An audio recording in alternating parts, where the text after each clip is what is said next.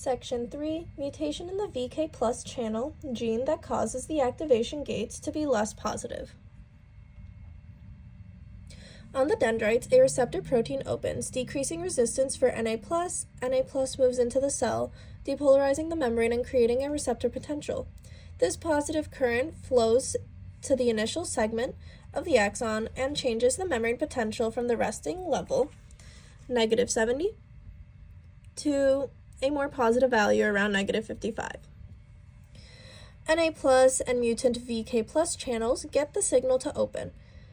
The membrane reaching threshold -55 MV normally repels the positively charged activation gates of both the VNA+ and the VK+ channels. But because the VK+ channel has a less positive activation gate, it responds earlier, opening sooner or at a lower membrane potential than usual.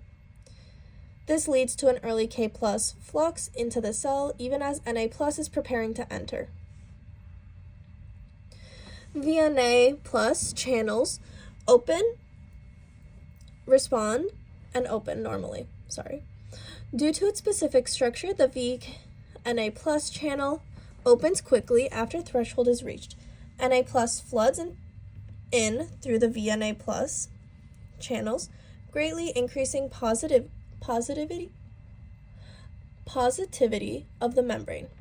However, because the VK+ channel have already started opening, K+ starts exiting the cell earlier than normal, counteracting the Na+ entry. VNA, Na comes in, and K+ already begins to leave. On the action potential graph, this would be seen as the depolarization curve being a little shorter or lower than 40 plus MV.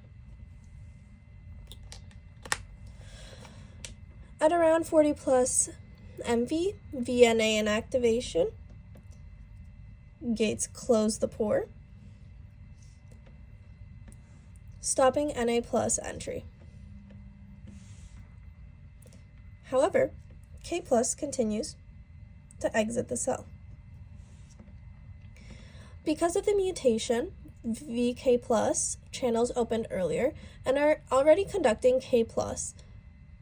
K+ exit the cell faster and longer, driving the membrane potential back down.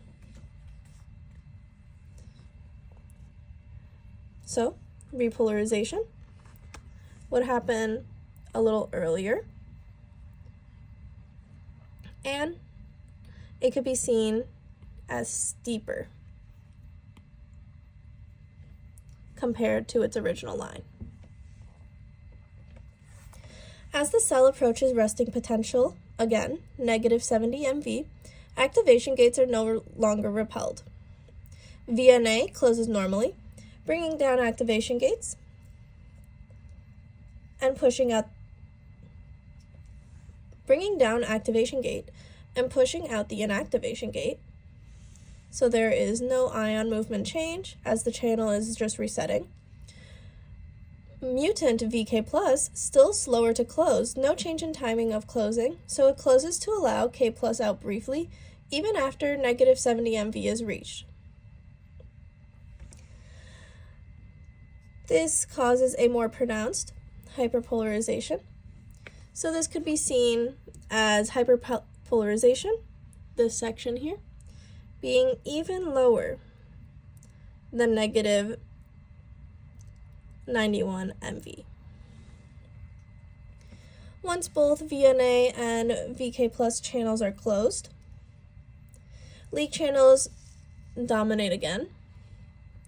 Na+ enters, and K+ exits, slowly until resting potential, -70 MV, is restored. This can be seen back on our graph here as resting potential over here, returning back to -70 MV.